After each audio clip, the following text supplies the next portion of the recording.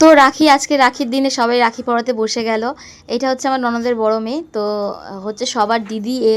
তো রাখি পরাতে বসে গেছে, দেখো 3জন লাইন দিয়ে বসে পড়েছে আর সবাই দাঁড়িয়ে আছে রাখির জন্যে। আর এদিকে আমি সব কিছু গুছিয়ে নিয়েছি, কেন গুছিয়ে নিলে সুবিধা হয়, ওরা তো সবাই ছোট, খুব একটা বড় নয়, তাই গুছিয়ে দিচ্ছি। এটা আমার ননদ হচ্ছে শঙ্খ বাজাচ্ছে আর সবাই দাঁড়িয়ে আছে। তো ও ও প্রথম রাখি শুরু করলো, এবার নমস্কার করার পালা। তো এটা প্রতি বছরই ওদের মধ্যে হতে থাকে, কে নমস্কার করবে, কে কাকে আশীর্বাদ করবে। তো হচ্ছে এটা আমার জায়ের ছেলে, তোমরা জানোই, রাখি পরাচ্ছে। আর ব্লু ড্রেস পরে যেটা রয়েছে সেটা হচ্ছে আমার ননদের মেয়ে, আর এই আমার পুচকে, দেখতেই পাচ্ছ। তো রাখি হচ্ছে, রাখির মজাটাই মানে রাখির আনন্দটাই আলাদা, মানে খুব ভালো লাগে ওদেরকে দেখলে, আমাদের খুব ইচ্ছা হয়। আমরা তো আর সেরকম রাখি পরানো হয়ে ওঠে না, আর করিও নি কোনো দিন সেরকমভাবে।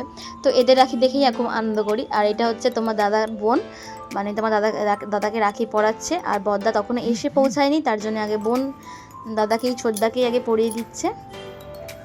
তো দেখো, আজকে তোমাদের আমার শাশুড়ির সাথেও দেখাবো, শাশুড়িকেও দেখাবো, যাকে তো অলরেডি দেখেইছো, শাশুড়িকে দেখোনি, তো শাশুড়িকেও দেখাবো।